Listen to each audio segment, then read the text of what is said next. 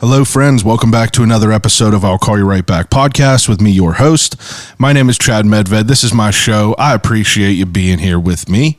I got some good stuff to talk about this week. We got a hell of an episode. But first thing is first. I got to get some business out of the way.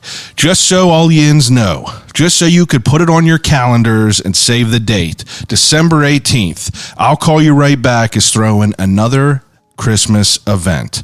It's going to be a hell of a time. I'm not going to spoil the whole thing right now. I will be sprinkling some details out throughout the next month, but save the date, December 18th, 11 a.m. to 4 p.m. It is going to be a celebration of Christmas, joy. We're going to have it's going to be a hell of a time. You don't want to miss it. And Santa might be there. You never know. But more importantly, the reason that everyone is here this week, I am fortunate enough to cross another name off of the legendary interviews of I'll Call You Right Back. This week, I sit down with DVE legend Randy Baumann. Now, whenever I tell you DVE, there's few names in this city of Pittsburgh that rings bells louder than others, and DVE is one of them. I mean, I grew up listening to DVE. You know, it was a constant on the radio whenever I was working with my dad, whenever we were in his truck. You know, my uncles had it on. It was, it's garage atmosphere. There ain't nothing else you could say. It's on in everyone's garages. My father listened to it. His father listened to it. His father before that, and all their forefathers before that. You know, we all have DVE ingrained in our blood. You know, if you're a Yinzer from this city, you sure as hell know who Randy Baumann is. And I was lucky enough to have Randy in the studio, and I got to learn a little bit about him. You know what I mean? I've been listening to him for years. Didn't really know too much about him. I know that he's on the DVE morning show. You know, everyone knows him. So I wanted to have him in. I wanted to pick his brain. I wanted to figure out how he fell into radio. And it was a great time. You know, we had a great conversation. We talk about, you know, him being, getting a scholarship for being a football player. We talk about him, you know, working an office job and, you know, signing some deals there. We talk about how he kind of fell into the world of broadcasting. And it's a pretty wild story, you know, like it wasn't something that he was going to do. You know, being a radio host was not something that was in his plans, but somehow life works out the way it does. And you listen to him every morning on 102.5 WDVE. You already know that. But in addition to this episode that I'm dropping for you, you know, anytime I have one of these legendary names on here, one of these like big name brands, you know, they've been around for years. So I got a good friend, Zach Edgar, down at Zed's on the South Side, an incredible vintage shop that has, you know, anything Pittsburgh vintage, that's the place you're going to find it. You know, they got a selection that you couldn't even imagine. But I hit him up originally back whenever I talked to Nick Paradise from Kennywood. I had him on episode 201, Nick Paradise from Kennywood. But I was like, yo, do you got any old Kennywood vintage stuff that I would be able to kind of gift to Nick whenever he comes over? And he was like, bet. And he pulled out a Rubbermaid container filled with Kennywood things that I've never seen in my life. And he graciously gave me one of these shirts to give to Nick, and that was dope. So I figured, hey, I'm talking to, you know, Randy Baumann from DVE. I got to hit him up because I knew he had some fire in the vault. So I hit him up. I was like, yo, do you have any DVE merch? I would love to get some off for you and do a giveaway to the people. So what I did was I went down there with him, and we looked over his vault of DVE merch that is just absolutely insane. As soon as he pulled this piece out, it was a swishy coach's jacket, WDVE coach's jacket, got to be from the 80s. And he pulled out a WDVE Rocks hat that's a fire snapback. And, you know, he was cool enough to want to throw together a giveaway with me. So we're doing that. You'll find that on our Instagram page. You can go to @I'll Call You Right Back, or you could go to @ShopZeds, ShopZeds, and we'll be posting that giveaway info around 11 a.m.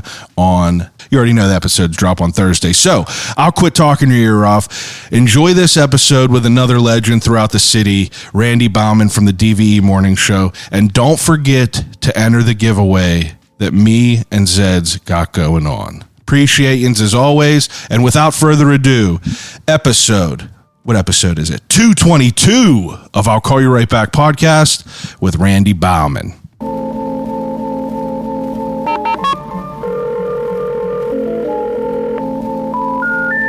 I gotta use the telephone. Hello?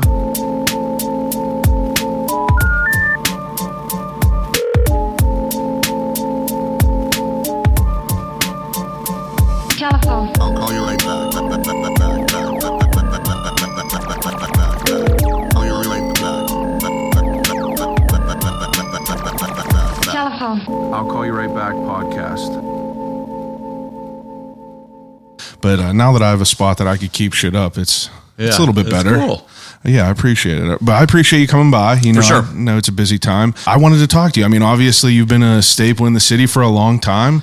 I kind of grew up listening to you as long as I can remember. That's freaky. Isn't it? Yeah, that's weird. Because I don't feel that old, but I know that I kind of am that old. Not kind of, like that I am. But I got lucky because I started early. Yeah. So I was 27 when I got the job at DVE. So like being there 23 years now. That's a grip. Dude, it's I mean, you've been there for a while. It's a blink of an eye, though. You know what I mean? It is weird because like now I just turned, I'm 32 and a half, you know what I mean? So I'm like to the point now where like, and a half. You're very precise. well, I'm close. I'm almost right over to 33, you know what I Sure. mean? So it's like, it's soon I'm going to be 40 and it's like, Yeah. and I always think about it now. It's like, I remember my parents putting something in, or my mom putting something in the newspaper whenever my dad turned 40 and like my Yeah. brother's like a year away from turning 40. So I'm like, fuck, I'm old now. Yeah. I'm feeling old finally. Yeah, it gets worse. I know. 33 is the best part. It gotta Like, get 33 worse. is the zenith. That's when you are like physically everything is great. Mentally, you got the whole world, like your whole life ahead of you still. Yeah. You know, you're a married fella. Married fella. Let me tell you something. It's all downhill. Enjoy this last half a year because That's what everyone's saying. exponentially gets worse. No, I mean, the only thing that gets worse truly is, and I mean, obviously this is subjective, you know, everybody's kind of different, but like, it's just, you can't go at the same pace. You know what I mean? I've always had a pretty high engine and it's tough to maintain that for, you know. Brother, I fall asleep at 8:30 at night. I used to be up. Dude, I can't do that. 48 hours. I could just be up. I can't do that. We used to go all night bowling, shit like Yeah. that. But you from Pittsburgh? I'm from Erie, Pennsylvania, and then I went to IUP for a year and transferred to Penn State. Wow. Yeah. Erie. So I've been this side of Pennsylvania my whole life. Nice. Peachtree, regular up there. Huh? Oh yeah, dude. I mean, I loved growing up in Erie. It's a lot different now than it was back then. It gets kind of a bad rap, but like when I was growing up, it was an outstanding place and it had a great, I mean, aside from like just sort of like, you know, 80s, you know, idyllic Americana type of, you know, lifestyle, is all kind of suburban. There's no real, like, you know, there's not a lot of city living in Erie because there's not a big like actual city. Yeah. So there's, you know, it's pretty wide open. But once I got old enough, like, the music scene was incredible there in the 80s and the 90s. So like I started playing in bars when I was like 16 years old. Yeah. And there was 4 or 5 bars that the Docksider was really the hub of all of it. And it just became this place that every band wanted to like make sure they hit when they were going through, because it was a great stopover from Buffalo, Cleveland, and Pittsburgh. It's equidistant from all 3 of them. So, and that was another thing that was like kind of cool about it, that it had this weird sort of identity where it was being pulled in all these directions, you know. And I still like that about Erie because it's, you know, it's closest to Buffalo, but only by like a couple of miles. Yeah. And then, you know, on the west side, obviously you're closer to Cleveland. And then I would say that the Pittsburgh sort of mentality is pretty prevalent there, but in a weird way, it's a very Canadian city. Yeah. Like It's, the mentality is very Canadian. The sense of humor definitely is. Yeah, that's interesting. I've never really spent a lot of time up there, but we recently got a camp. We have a camp up in like Ripley, New York. Oh, yeah, dude. I know Ripley. It's cool. Yeah, pretty close. So, Yeah. I kind of frequent up there more than I ever had, and it's an interesting it's an interesting world up there. Absolutely. You're not far from the Bills stadium in Ripley. I I'm mean, not it's just far another from a lot. like 40 miles or something like that. Yeah, Zippo Museum, Bills, Oh, all dude. that good And then shit if you go up to there. Jamestown, the National Comedy Museum is there now. 'Cause Really? that's where Lucille Ball was born, and she put it in her will that she wanted a museum there. So they opened a Lucille Ball museum. But then her kids were like, hey, she didn't want a Lucille Ball museum. She wanted a comedy museum. Yeah. So they reformed it and hired all of these people to come in and change it from a Lucille Ball museum to the National Comedy Museum. Wow. And they raised $50 million right off the bat. Dude, Jesus. it's like a good day trip is go up to Southern Tier. Yeah. Because their main brewery's there. Right up there. And check out the National Comedy Center because it's very modern. And it's Wow. like you can go in the basement of that place and dial up like any comedian you want to see. And it'll pop up on a screen and you can like learn about like the history of comedy and everything. It's all interactive. I had no idea that was up there. And if When you did have that like a open? kid with you or something like that and you want it to be clean, they have like clean comics and I'm everything. sure. Yeah, it's really cool. Yeah, that sounds like a wild thing. How long has that been around? Not very long, like 4 or 5 years. Ah, okay. Yeah, I'm going to have to make it up there. I'm telling you. Interesting. A hidden gem up there. It's all right, man. That part of the country is cool. Plus, the other cool thing in the wintertime, that's the part of New York where you can just like snowmobile everywhere. Yeah, people are on the roads and shit. People get shit-faced and just snowmobile like from bar to bar to bar. Yeah, it's all welcome and up that's there. kind of like towards like where Ellicottville is and everything like that. And it's, it's I don't know how much of that is going on now. When I was growing up, like where Clymer, New York is, or Peak and Peak and all that, there was tons of snowmobiling trails, and people would just go to like the French Creek Tavern and bounce to all these different bars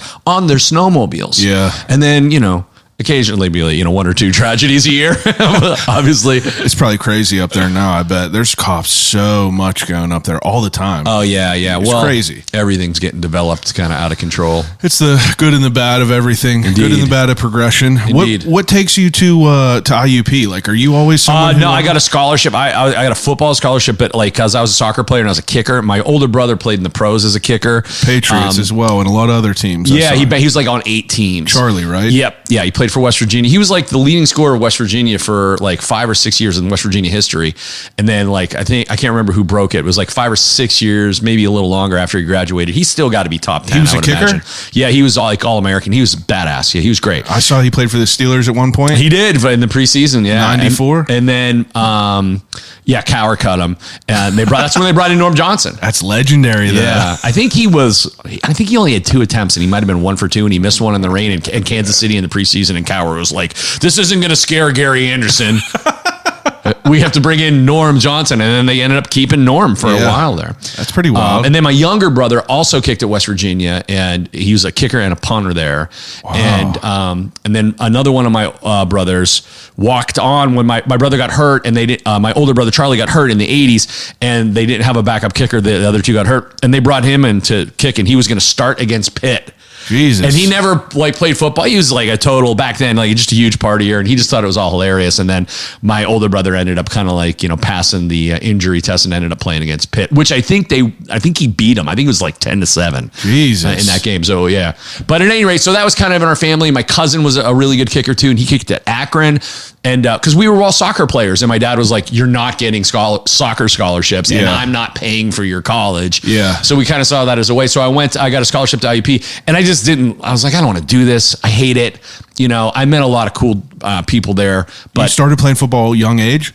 I mean, not till high school. I was okay, soccer, yeah. basketball, baseball. Yeah, mostly. It's interesting to maybe go to school for a sport that you're not like completely in love with. Like, No, in a position that I'm not in love with too. It's like being a specialist is not like your whole life is taken over. by your team hates you. They think you're a douchebag. You know what I mean? That You're dude's just not like, all gotta right, practice. well, everyone thinks I'm a jackass, and I don't really want to be here. So, but it was definitely valuable and it was cool. I mean, I met a lot of cool people. Like Frank Signetti was the head coach, and he just passed away, and he was a good guy, and his son was the or the wide receiver coach then, and now he is the offensive coordinator at Pitt. Oh wow! And he coached Aaron Rodgers. He was a quarterbacks coach up there and stuff. So, and Rich Ingold was another coach. These are like, I guarantee you, nobody who listens to your podcast know these names, but old school Pittsburghers know these names.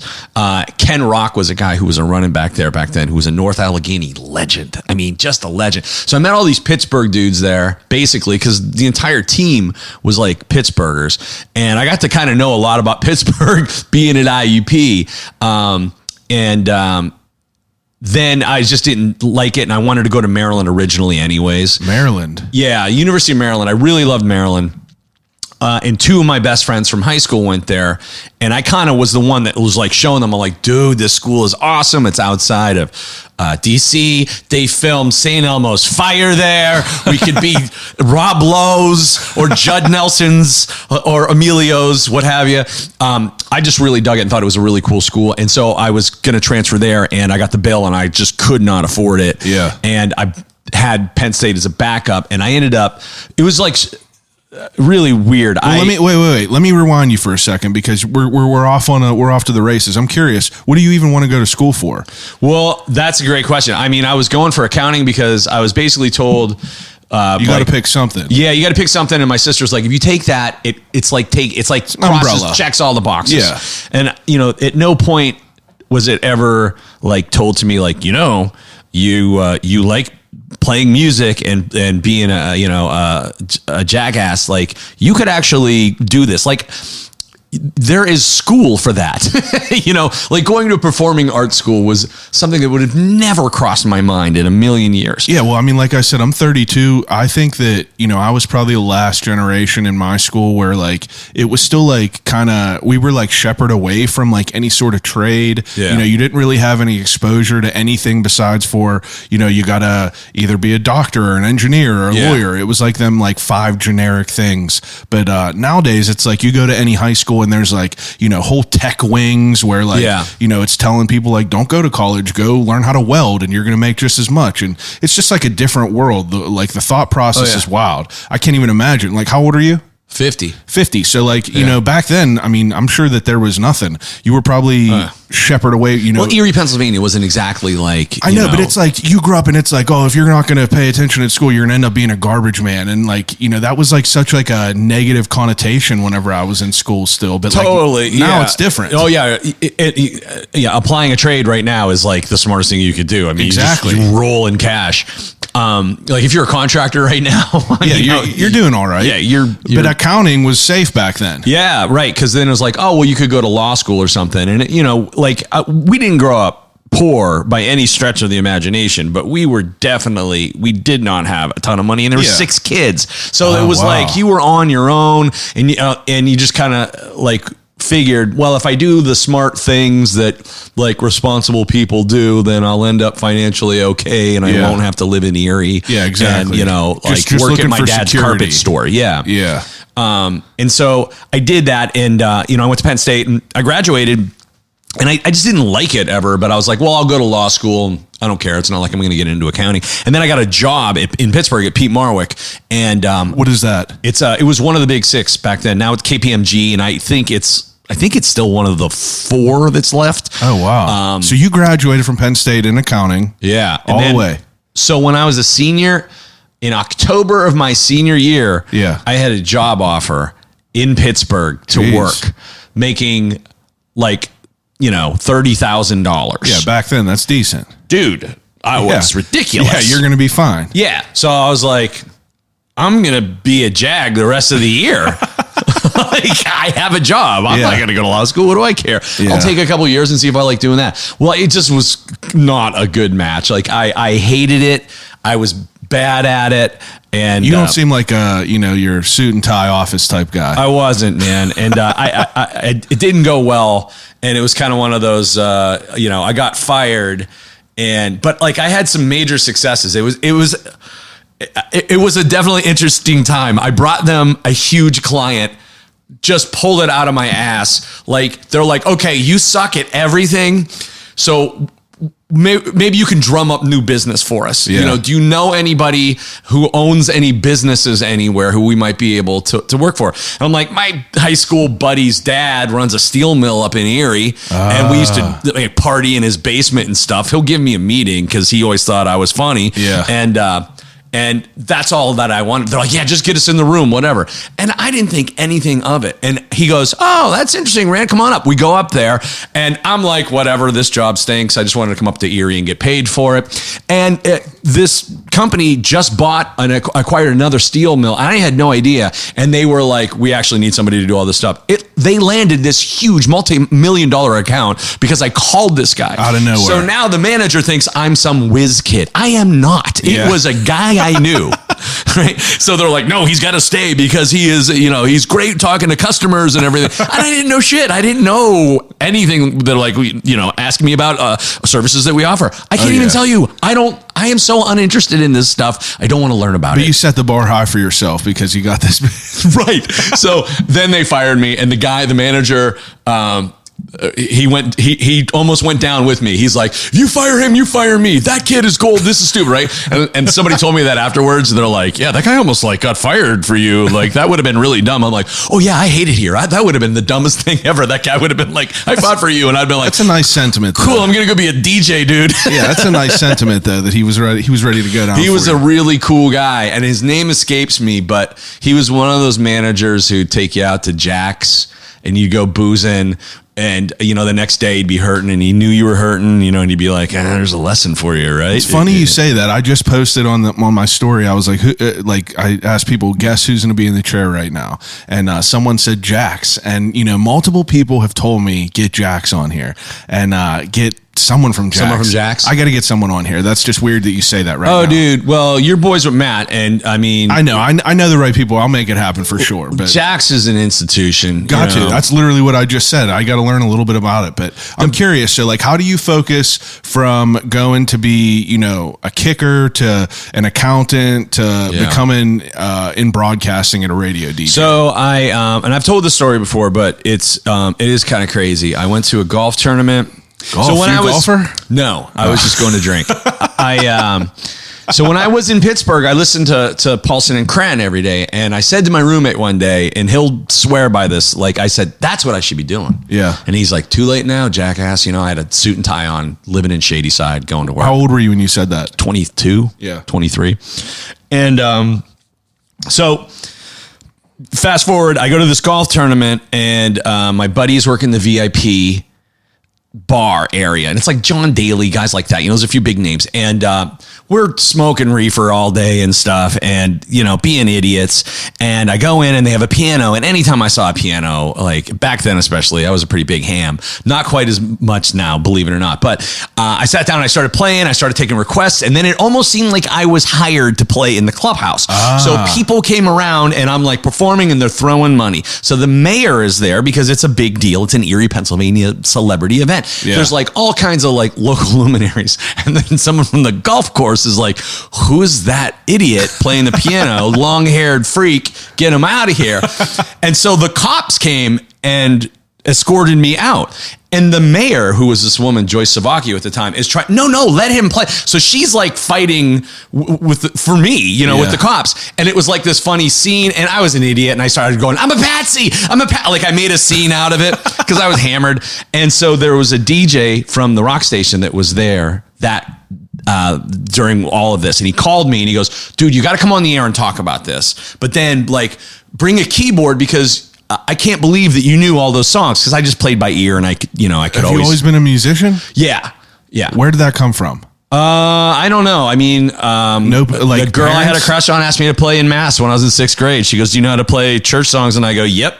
And I didn't. So I learned how to do them. I did take probably 2 full months of lessons when I was in 2nd grade. And then piano? And then my teacher had a nervous breakdown, in front of me, and told me she was getting a divorce and she didn't know what was going to happen after this and started bawling. And I was like, right on, I'm going to go join the Boy Scouts. This is way too heavy. Way too heavy. So you got no one in your family that played music? You just like... My older brother played guitar as well, but we were not like schooled musicians. I mean, it was definitely like pick it up and go, get a chord book and stuff like that. And we had a player piano in my basement, and so I would turn that on and watch the keys. And I kind of learned theory. How cool were those? Player pianos? Very cool, but a pain in the ass once they broke, you know? Oh, yeah. But I learned theory by watching the keys. And then I figured that like transposition was, this to this note is 4, and that to that note is 5. And if I transpose that to that note, that's 4 and that's 5. And then that must be 3 and that must be 2. So like, it was just math and, you know, and it all made sense to me. And then come to find out like, that's kind of how it worked. But you know, I am still very limited because I didn't have the schooling that I should have. So at any rate, I went on that show and I did the same thing. I told the story and then I was like goofing around playing songs, and the owner of the station, it was Rocket 101 in Erie, Pennsylvania. His name was Rick Rimbaldo, and he was, you know, a semi-legendary radio figure. And this is like a very different age of radio. And he grew to fame being like this is like WKRP era. He was a huge salesman for WMMS in Cleveland and rolled. And then he bought a couple radio stations, and then he just started rolling. He was a very slick guy. Yeah. And he was like, hey, I'll tell you what. You were really funny today, you know, and I could just tell he was one of those guys that if I got cocky with, he would be cool with it. And I was like, tell you what, man, I'll come and work for you right now. I'm getting unemployment. I got fired from this accounting job. Give me $50 a week for gas, because it was out in Northeast PA on the way to Ripley. Yeah. You know, it was out in the grape fields there. And I said, if you don't find a space for me in 2 months, it costs you, you know, $400. Who cares? Wow. And he was like, you got a deal. So I went in and I did I was the third person on their morning show, and I would goof around and do voices and stuff. And I just kind of modeled it on what they were doing at DVE back then. And then I started doing the afternoon shift after that. He hired me in like 3 weeks in, and he gave me a salary, and it was about, you know, I think it was like $23,000 or something like that. You're 27 at this time? No, I was. Oh, this is before. I was 23. It was a year this after is I got 23. fired. Okay. Not Wow. even. It was 4 months after I got fired from the accounting gig. So then he hired me to do third person on the morning show and then do the afternoon. So I was on the air for 8 hours a day, every day. So in the first 2 years, I did 8 hours of radio a day with like 2 weeks vacation a year. You know what I mean? Yeah, you're really cutting your teeth. So I got a lot of chops, Yeah. you know, like quickly, but it was, you know, I was terrible for the longest time. Well, let me ask you. So, like, what type of radio show is this? Is this like you're playing music and then like you're just filling in a little bit here and there? Yeah, so they played back then, like that show played 6 songs an hour. Okay, yeah. The morning show did. And then when I did the afternoon show, it was just a regular radio show, and I took requests at lunch. Okay. Like the electric lunch is on DV. Same Yeah. thing. That's interesting. Now, for you to just kind of get thrown into that, you're obviously like faking it till you make it. Oh, for sure. To This day. Are you pretty much like, do you have like kind of some open reins on like what you're doing, or you just, you kind of. So I was going to go to Second City, and that was like my plan, is that something didn't kind of flesh out from that, because I really did not want to do radio, because I'd like read all these trade magazines and stuff back then. And again, this was like, you know, mid 90s. And I was like, this just does not look interesting to me. Like, it's radio, you know, I like what they did at DVE, and I haven't heard that anywhere else. Yeah. And so I was going to go to Second City, and then I got an offer to be in this band with this guy named Peter Prince, who had a band called Moon Boot Lover, and they were amazing. And his band, Moon Boot Lover, disbanded because they formed this band called Soul Live, which to this day is like this huge funk band. And so I went up to New Hampshire with a bunch of musicians. I picked up a guy in Binghamton, who's now the former drummer of the band, Mo, and the bass player from this band, Yolk. And he had his horn section, and it was awesome. And like, we're in this house that was freshly built in the mountains in New Hampshire. And he's like, bro, you got to move up here and everything, move to Boston. And, you know, I got a contract with Warner Brothers. We're going out on tour. And I'm like, I'm in. Yeah. And I drove back to the radio station in Erie, and I got a call that day. On the caller ID, it said WXDX. And I swear to God, in my head, I said, they also own DVE. Wow. I was like, I wonder what they're calling for. So the guy, like, I pick it up, and it's the program director of DVE, and he's like, hey, can I call you at home tonight? There's something I want to talk to you about. And I was like, well, no, because I'm not going to be home. I'm going to watch a baseball game. It was like a American League Championship Series, Red Sox, Indians, Pedro Martinez was pitching. It was a big deal. Yeah. And I'm like, I have a thing. Like, you know. I'm just not going to be around, but call me tomorrow. And I was like, that's an overnight gig. Yeah. You know, that's something crazy. And he was like, no, Scott Paulson's retiring and we need somebody to fill in for him. I was like, oh my God, man. And it just seemed like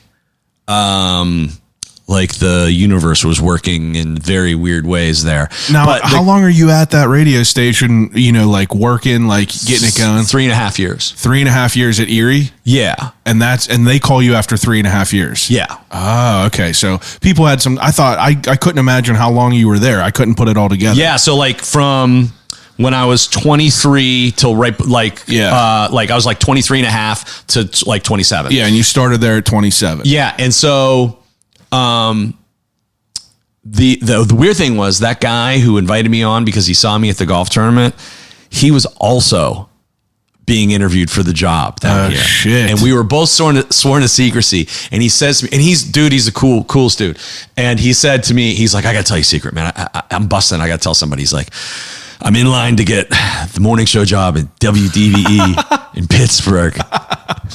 Scott Paulson's retiring. And I was like, oh man. So check it out. See you at the top, motherfucker. I'm like, I had dinner with them last night in Grove City. You know, I'm like, I don't know what's going to happen. And then I didn't hear from them for like 2 months. And I was like, I didn't get it. And then all of a sudden they're like, you got it. And I was like, oh, Jesus. dude. And so I had to skip out on the band gig. Yeah. Because I was like, I had owed so much money for student loans and I was just in debt up to my ass. Do you regret that? No. No regrets? No, because I didn't have a contract with Warner Brothers. He did. Yeah. I mean, I could have been fired at any second, and it would have been cool. And I loved what that band could have been. And he still ended up going out with the band. You know what I mean? They didn't become world famous. He is a genius. This artist, like I love him to this day. But financially, it's never been easy for a band. You know, it's harder now than it has ever been. But it wasn't exactly great back then. Yeah. So, like being able to come down here and do that. It's a blessing. Yeah. And still be able to play. And it just seemed like, in my head, I was like, I only want to do what they were doing at DV. I don't want to do this other stuff. And then all of a sudden DV calls and it's like, oh man, it just seemed like it was meant to be. So Scott Paulson stepping out, you're moving in and it's you and Jim. Yeah. Now that starts when you were 27. What year is that? 99. So for you to like kind of come into there, you know, that's obviously what, you know, you kind of took inspiration from, like you said. What is your mindset to like move from a smaller radio station up in Erie down to like one of the big dogs down here? Yeah. I mean, you know, the good thing was, so it was like the 151st market. And what does that mean? That means like the size, like Pittsburgh at that time was like, Los Angeles is, you know, number one. New York is number two. Chicago, Dallas. So we were Houston. 151. No, Erie was 151. Oh. Pittsburgh was like 17 then. Oh, now shit. it's like, it's a little further back. I think it's like 26. Yeah, that's all right. Yeah, dude, we ain't doing that bad. In the coach's poll, we're 21. But I just knew that it didn't matter. I was like, this is like, they had me under contract for a year. And that's what it was in the beginning. DV was like a year. Yeah. And then like what do they say to you? If it fails, then it's supposed to fail because everyone was like, you're never going to be able to replace Scott Paulson. And it's like, you know, you don't replace the person. You're going in and doing something else. Yeah. And so I was like, well, it's supposed to fail. So there's like no pressure. And like there was people that worked there. One dude said to me, because when I first started working there, nobody was allowed to know why I was there. So they were told I was an intern. So I was like learning the ropes on everything. And like this one guy who just thought I was an intern and he was teaching me the board and everything. Once he found out that I was actually going to be taking over for Scott, he was like, man, I wouldn't want to be you. And I was like, well, that's a pretty shitty attitude. Reassuring. Yeah. Wow. So there was so many people in the building who were like, this is not going to work. Including like back then, like people directly involved with the show were like, this is not going to work. Yeah. Cause how long was he there? At that point, only 12 years. I mean, it was 12 years. This was not an insignificant amount of time. And was Jim there the whole time with him? No, Jim was there, I think 10 plus years. Okay. I think Scott did it for a year and changed by himself. Scott was there for a while. Yeah. But he very much, it was like his sort of vision. He was kind of the quarterback, you know, and that's kind of what the role was like in a way. They're like, okay, like, you know, it's a complimentary relationship you have with a co-host like that on the air. But when you're the person behind the board and you're keeping track of the time and all that other stuff, there's a little more involved in it. So obviously I didn't come in and I wasn't calling shots in terms of creative vision right away. You know, what was it like up at Erie? Was it a solo show or are you working with someone? I did a couple of, so I did the morning show as the third person, and then I did. That means you were like just the third guy there, like the banana, doing stupid call-ins as characters and just adding jokes and banter and stuff. And then when I did the request show, you know, that's just a regular sort of DJ shift. But then I did an afternoon shift with a guy named Scott. Oh God, why can't I remember his last name? He was great. He was really, really good. And shout out to Scott. Scott was great, man. And I'm pissed I can't remember his name. And not that he'll hear this, but if he did. How do you know? Give me some more credit. Come on. No, I'm not saying that you don't got width. I'm saying the dude is off the grid. You know what I mean? It's all right. He was one of those guys. He's like, I got my money and I'm going scuba diving for the rest of my life. Like one of those guys. One of them guys. But he was a really cool guy, and we did a super funny show. Like I loved that show, and he had one of those voice of God kind of guys, and it made it fun because he was like he sounded big so radio, and I never really have. You know, I mean, I can turn it on if I need to, but like that was like his actual voice, you know? So we had a lot of fun, and they were like, we can't pay two people to be in the afternoon, and it's a small station, and experiment over, you know? And that's they kind of booted him to another position. Huh. So I got enough like experience kind of doing different kinds of shows. Yeah, you were the utility player up there. Right, so but never anything like where we have five now. And never anything with the... There's 5 people on DVE right now? So, our producer, Mike Pursuta does sports, Val does the news, Bill Crawford, and myself. So yeah, I guess 5 people. Jesus. Yeah, and then you have a lot of guests and regular guests. So it's just more of like keeping track of. I'm not really great at keeping track of time. But are you someone who is like I don't really work well. Like it's why this is a single person podcast. You know, people have 2 hosts. Like I'm not good at it. I work better alone. But are you someone who was like that in the beginning, or did you always work well with someone? No, I think it's a learned trait. And if you ever we're in a band, you know, it's like it's something you really do have to learn. And the quicker that you come to the acceptance that other people's ideas make everyone better. Yeah.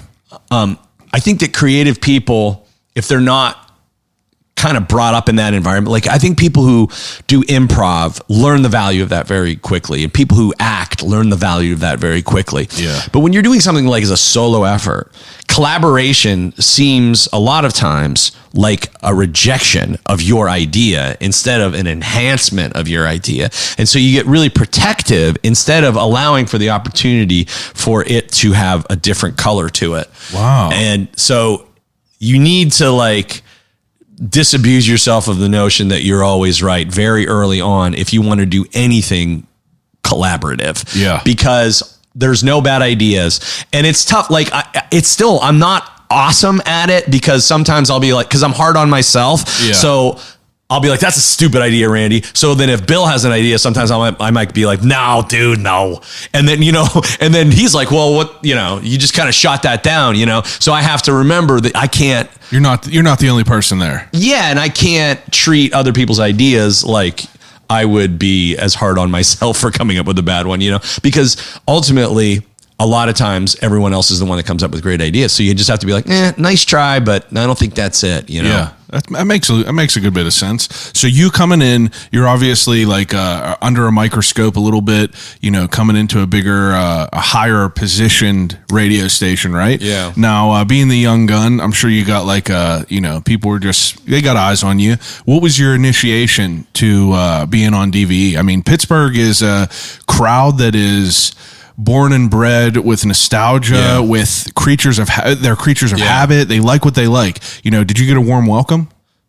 No, but it wasn't, it was not the social media age, It was like people had to email or call in and say you suck. It was like you'd really hate me to tell me. Like now you can just like be marginally annoyed by somebody, be like fire off a tweet, you suck, like it's way easier to be a hater now than that's it was pretty back wild then. to think about that. You had to really put in some time to get my point across. I hate you, so you have to email, do all that bullshit. Oh, yeah. But now people can just comment on Instagram or Twitter. Totally. So there was none of that. And it was, but the show was not bad. A lot, like I knew it enough that I could kind of fill, even if it was like in some instances early on, I was doing like a pale imitation of what Scott was doing. It was enough to make there be like a consistent tone to the show. Yeah. It wasn't like this radically going. different person. And a lot of people were like, man, you sound like him, which would be, you know, the ultimate compliment. I definitely don't. But I think what they heard was the comedic sensibility was really similar. Yeah, the inspiration from it. Right. Because he very much did inspire me. I mean, I to this day, I always say Scott is the one. He's the dude, man. I mean, he was the best at what he did. And I don't know necessarily that today's audiences could fully appreciate the level of genius he is. It's like he's from a school of radio where he was one of the best in the country at what he did. Yeah. It's not necessarily what people do now, I think, because like sketches and stuff like that don't go over quite as well as they used to, but like that was only one of his muscles. Like if he wanted to be on the radio now, he could do the kind of radio that people love now, which is really more of like a podcast form thing, like what we're doing right now. Yeah. And he could do it as well as anybody effortlessly. Like he was just one of those guys. But he's so brilliant, you know, he went and wrote a bunch of books and, you know, songs and movies. Is that what he did? Yeah, he's, oh, wow. I mean, I'm not super familiar with his life. Genius dude, you know, and really cool. And his wife is a great artist. Kit Paulson's just a brilliant artist. I'll have to look him up a little bit more. Yeah, he's cool, man. And he was really, but because he was such a big force, I think that people were a little leery until we did our first live show, which was on St. Patrick's Day. So I hung around the office for a few months and then got announced on January 1. And you were going to be the guy. Yeah. So then like I come in right after the holiday and I start and everyone's like, what the hell? Like it wasn't a big story for 2 months. It was like a story that broke over the holidays and then all of a sudden Scott was gone. Yeah. So we did a live show at Nick's Fat City on St. Patrick's Day. And, you know, I had a bunch of sketches and bits and parody songs that went over huge. Yeah. And it was like, boom, that was it. It was like that day. People accepted you. Yeah. I mean, and it was a different time. It was like literally my dad was there and girls were like, sign my boobs, like in front of my dad. He's like, what? Legendary. What has happened here? And I was like, I don't even know, you know? And like a guy is bringing me sandwiches from the deli across the street from, you know, Carson Street Deli. He's like, hey, here's a Reuben. Good to meet you. I'm Fredo, blah, blah, blah. And my dad's like, they're bringing you sandwiches. There's boobs. There's beer. He's like, you got it made. And it was. You did it, kid. Yeah. In his eyes, that was, there was no need to go to law school anymore. Man. But it was that day, I think. So I got very lucky, you know, because it kind of played into the fact I had done so much performance that part of the job, which for a lot of radio people might have been what took them out of their element. For me, that's what I had been doing. The radio part was really kind of like the thing I half-assed. Yeah. Huh. That's interesting. Wow. So like whenever you came in there, like when did you start feeling like you were like, was there any sort of, you know, this is the new guy, he's not part of the team yet? Or was it kind of like, you know, you felt like a good welcome in the beginning? And I'm not asking that to like make you like, you know, outline if you felt like ostracized by people. No, I just am trying to get the vibe. Man, people were cool. I was really lucky. People were really cool. That's and like I said, after that was the first live show, and I was like, oh man, because then we had to do we used to do these world tours, which we absolutely could not do now. Yeah. But we used to go out and do the show live at bars every April, and by that time, everybody was always super cool. They were already like so nice to me. I got very lucky, man. It was like, that's awesome. It could have been really bad, and it was only like limited hate. Yeah. Because like, I mean, if you have someone that's been established for like a decade, like Jim, and like you have someone, you know, at that time, does he have any say of who comes in? No, I think he definitely played a role in making sure that I got hired because he liked. Yeah, like obviously, if he didn't like you, he would probably do some pushback against it. For sure. Yeah. Because you're working with people the same. You know, what are your hours back then? I mean, it's 6 to 10 on the air, and I mean it's the same thing as now. You just have to be ready to do 6 to 10 every day, which is basically like you get off the air at 10 o'clock, and you kind of feel like you just took a final exam. Yeah, you have that feeling of like. And then you got to kind of like I'm doing get your it again bearings, tomorrow. and you have to, then you study for a test again. Yeah. You know what I mean?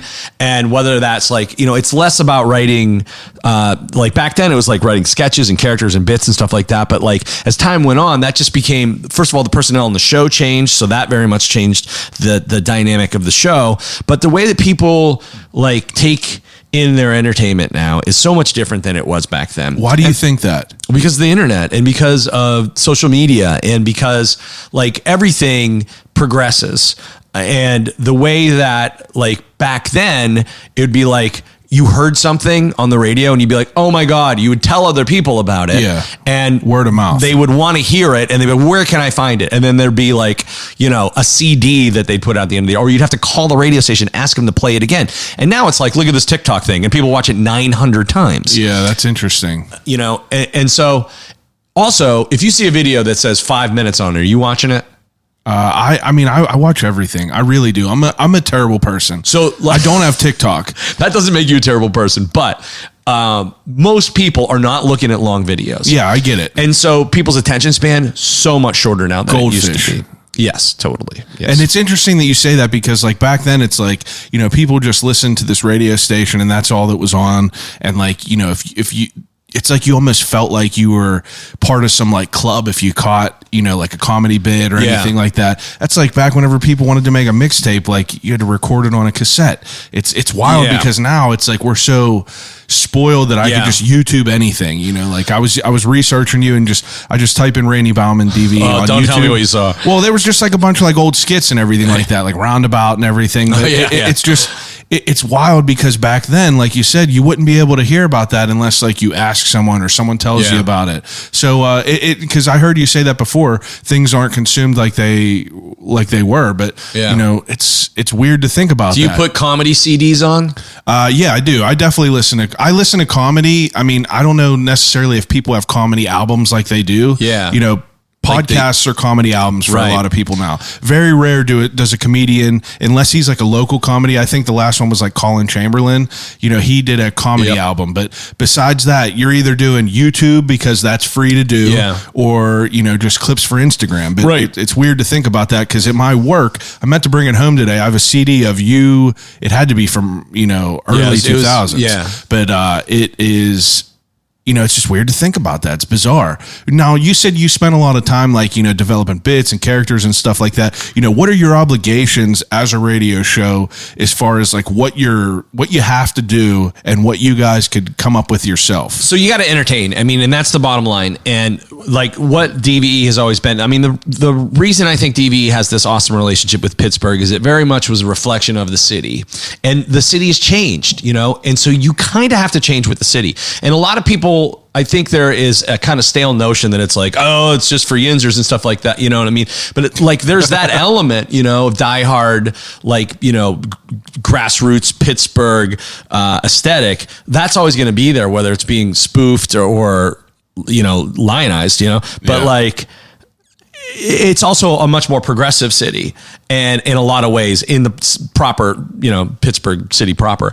And so you have to kind of change with the times, you know, and that's why typically heritage morning shows don't last a long time for that reason, because the hosts are unwilling to sort of bend. But that's not really been DVE's history. It's always kind of moved with the town. Yeah. Yeah. And it also, I think people are like, no, that's ours. Like there was this because you know how much we love things in Pittsburgh that are Pittsburgh, you know?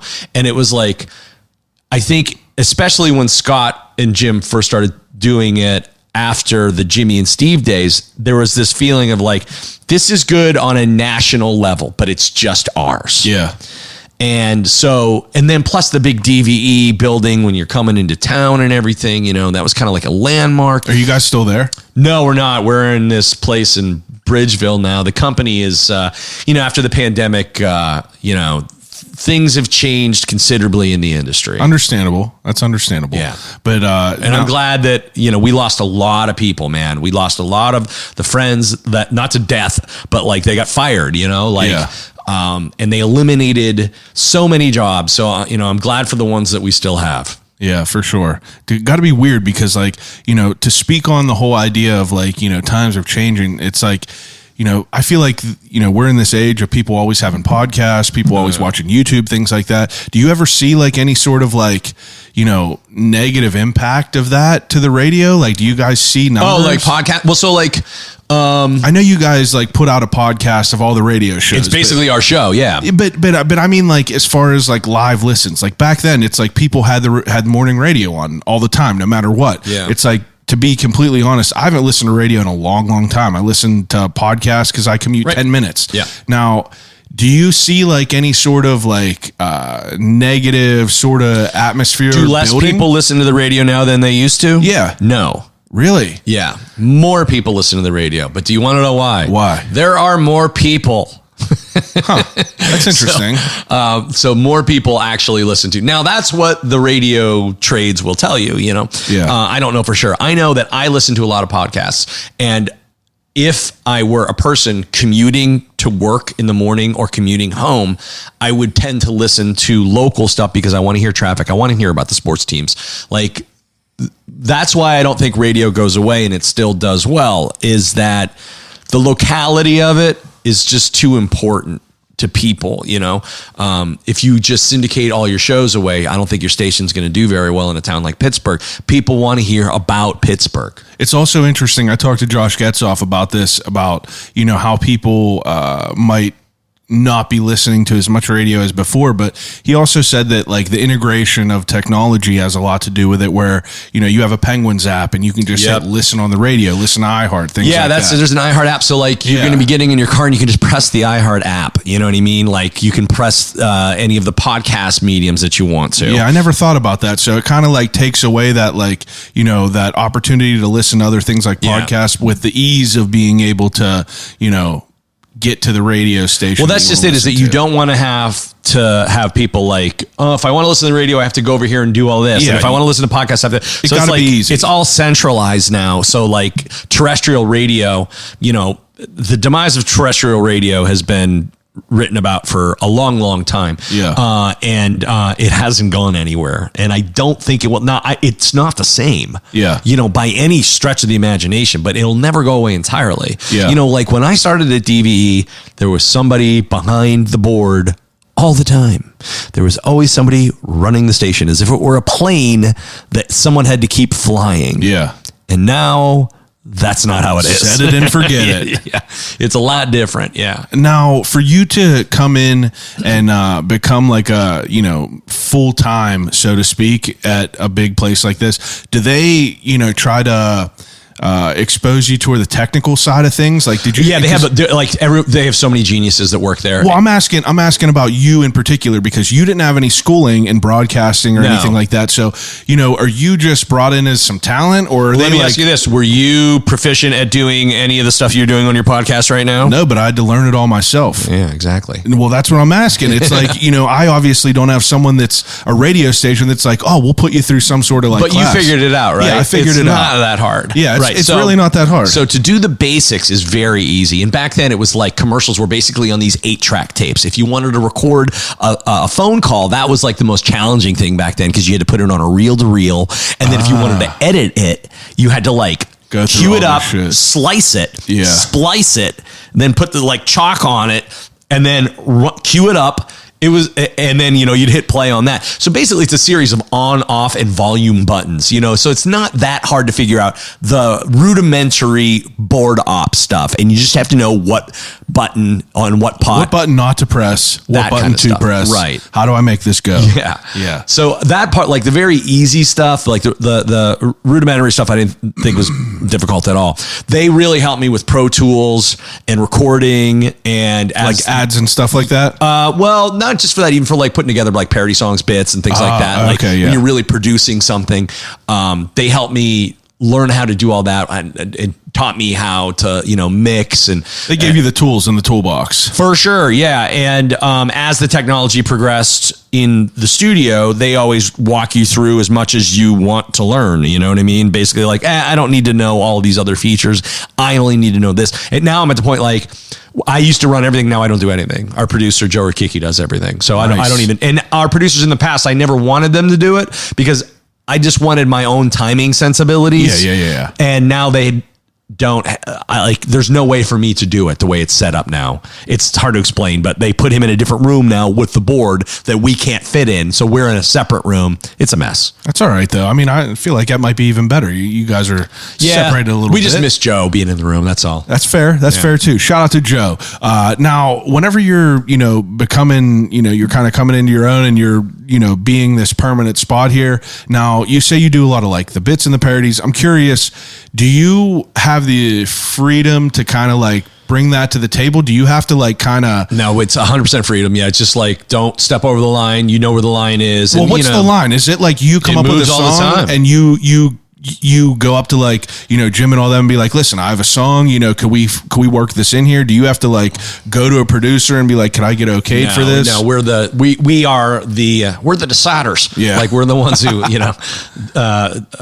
determine what ends up getting on the air. But if we go over the line, we'll hear about it, and you just have to learn that line and it moves through time. And there's been a million conversations about comedy in the current age about how the line has moved and some people have been unwilling to move with it. Yeah, the line's more of like a wavy, a constant It wave. is. And part of that is because of context. It's because it's not what it used to be. If you went into a comedy club before, or you turned on, I guess a radio station's not a good example, but if you went to a comedy club before, anything was said in the confines of a comedy club, the context is we're in a comedy club. Comedy, that's it. This is all jokes. Doesn't matter. Now, when that is taken out and put on Twitter, there are other people who have not signed up to be in a comedy club. Yeah.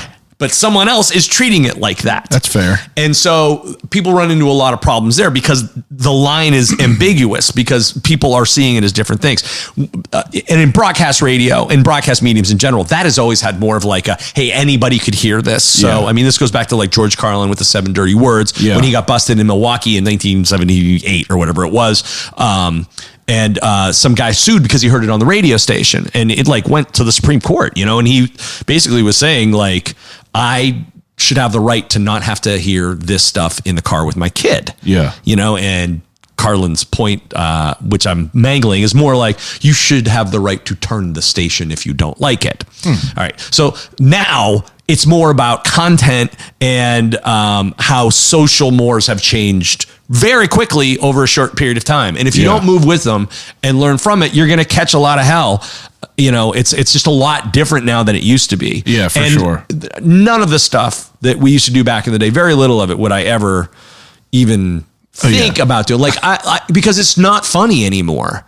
You know what I mean? Like some of it still is, but like would get you in trouble, like with people who aren't in the same comedy club as you. And that's understandable. But like you learn and you grow and you move with the line and you follow the line. Yeah, and that's how you keep a job. Yeah, that's part of the job. And if you can't, you don't work. That's interesting. I mean, like obviously, I feel like anyone who listens to this knows that 15 years ago it was way different. You have movies where things were said in movies that were just like considered to be hilarious back then. If you watch American Pie back then, some of the go watch Revenge of the Nerds. That's the movie I grew up with. Well, right. I feel like that's even like a different. That's apples and oranges. That was the 80s. You know what I mean? This is like the early 2000s, and it's like forbidden to even think that was put out back then. Even movies in 08, 09. And it's weird to like kind of, who knows? Maybe it'll snap back a little bit. I think that what happens is all these issues come to light and people are trying to shine a light on them. Yeah. And then in those contexts, until there's you blind someone. Yeah. Like until things are, rudders are righted in certain areas. What kind of podcast do you listen to? Well, I listen to Marin's podcast. I listen to Incredible. It's great. Dana Gould's podcast is my favorite, but it's very infrequent. I love Dana. I thought you were about to cancel on me to go see The Dollop. So I was very pissed that they were happening concurrently. Yeah. So I don't know when you're going to put this out, but yeah, The Dollop is in town tonight and Crawford is on stage with them because Gareth is an old buddy of his. I know. And so Gareth has been, buddies with us for a long time. And Gareth is probably the funniest person that has ever been on the show. It's appreciated that you're here because I would have, I even mentioned to my wife, I was like, he might not come tonight because I think he might go to a comedy show. Yeah. But hey, that's nice of you. I appreciate that. Commitments and whatnot. Commitments. But, you were talking about listening to different podcasts, but it's like you listen to I spend a lot of time listening to people like, I been listening to Bert for a while. Oh yeah, Bert's a great long time. And it's like, even if you listen to what was talked about back then to now, it's so interesting because there was a period of time where it was like, it was raw back then. It was just the Wild West. And then it moved into tiptoeing. And now it seems like comedians are kind of just like, fuck it. I'm not gonna, just censor myself because these are jokes. Yeah. And it goes back into your context thing, but it's like such a weird world that we're in that it's like, you kind of got to play by the rules if you're in this like corporate world. Now, I'm curious, have you sworn on the air? Oh, many, many times. So what happens? So there's a dump button. I know there's a dump button. What happens if you miss it? Well, I mean, there has to be what the word is too. Well, that's definitely, yeah. So someone would have to hear it and then file a complaint. A complaint, yeah. But it has to kind of like fall into certain guidelines. Now, when Howard Stern got like taken off the air after the Janet Jackson thing, so it was after Janet Jackson nipple gate thing happened. Yeah, the FCC went crazy, and then the whole Stern fine thing went on. In our company, their whole plan was, in order to settle that, we're going to draw a line for our employees that is further back than the FCC. Like, we're going to stop them from going close to your line. Yeah. Understandable.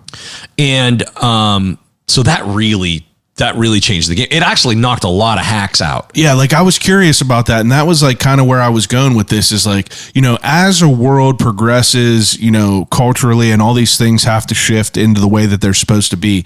It's like, as a company, do you have people that are like, well, I guess you do. You just told me that you had a company that, they kind of like let you know where you could go. So you would have to file with the FCC, and then they would have to like, so for us, there has to be, intent and repetition are the big ones. You know what I mean? So if you were like booger, oh yeah, booger, a million times, not that you can't say booger, but that's the classic, Johnny Fever reference. And you were obviously trying to titillate. Yeah. That's another one. Titillation is a big one, which is a word that sounds like it should be bad. But as long as it's clearly a slip, you're almost always fine. Well, that's cool then. But like one time I did say, how hard can I swear here? Whenever you want, say fuck. So I said cocksucker. On the radio? Yeah. What year? It was the station in Erie, but it was awesome because I was trying to have some tighter brakes because I was so sloppy. I mean, I still am, but I was really sloppy. So I was like, yeah, coming up, we get another 6 in a row, and Foghat's going to be kicking that off. And don't forget, tonight we're going to be playing in its entirety, the entire Pink Floyd, Dark Side of the Moon. Tonight, that'll be with Todd in the nighttime. Stick around. Another 6 in a row coming up next on Rocket 101. And then I hit the button to go into the commercial, and it didn't fire. And I went, cocksucker, like that, right? Oh my God. And it went over the air. And I was like mortified. Now, I don't usually... Did you have a dump on it back then? Usually, no. I didn't have a dump on it in that room. I didn't think so. So usually when I would hit the button for the cart, the next thing I would do would be turn off my mic. But because the cart didn't fire, because I hit and it just went and it wasn't in all the way or something. And so I yell at the CSer and I realize it went over the air.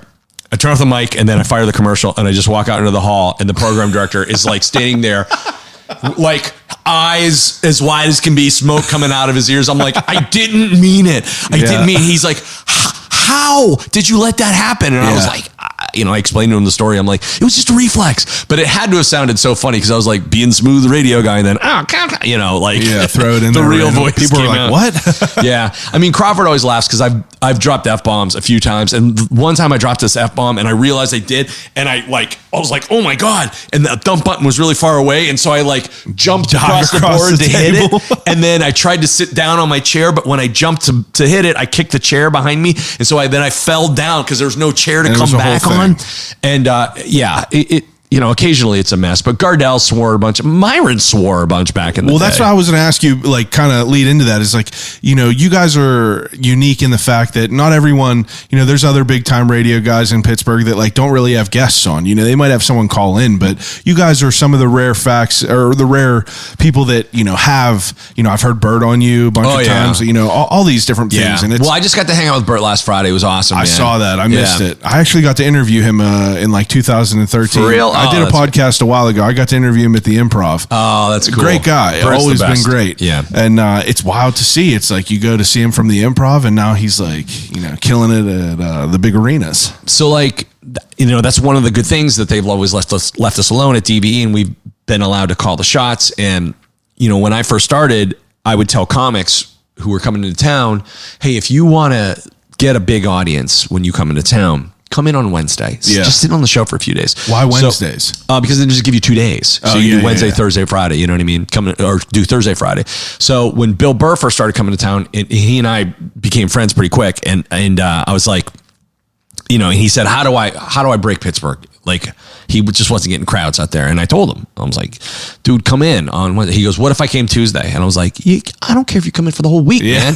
Like I will give you a seat and like, we'll just, completely riff it. What's the beginning of like what you say to them? Like, do you say like, do you give them like a, kind of like, don't be swearing, like things like that? Or do they know, but like also I think like most radio shows have a structure that you would think, that people need to adhere to, but like we just never have. Yeah. You know what I mean? And I don't care enough to like end something that's good to go to a segment that we have. Like, I'm not gonna be like, oh, we have to do sports here if a comic is killing. Yeah. And so that has been helpful. And we've been able to make a lot of friends through the years because we would just let the guys go for an hour straight, Yeah, that's good. And they don't always get that opportunity in other stations. So we've been really lucky and been able to make a lot of friends through the years with guys like Jimmy Norton always loves coming in because he knows like I'm going to let him go, and it's wow. That's the perfect example of the type of person that I'm like, how do you put a leash on someone like that? Yeah, you don't. I know you don't. You don't. can't. And if he crosses the line, it's a lot different than if I cross the line. Yeah, I guess so. You can't. You can only do so much with right. Them. He's a guest and I live here. You know what I mean? Yeah. So this is where I eat. Yeah, I have to come back. Yeah. And so if he does it, it's kind of like, okay, oh, well, what are you going to do with this crazy guest that we have? But it doesn't ever reflect back on you, I don't think, unless you're constantly like booking some like racist guy or something, Now, whenever you're younger and you're like, starting this out and you guys did this back then as well, it's like, is there a time back then where you kind of got like a starstruck almost whenever you had a comedian in here?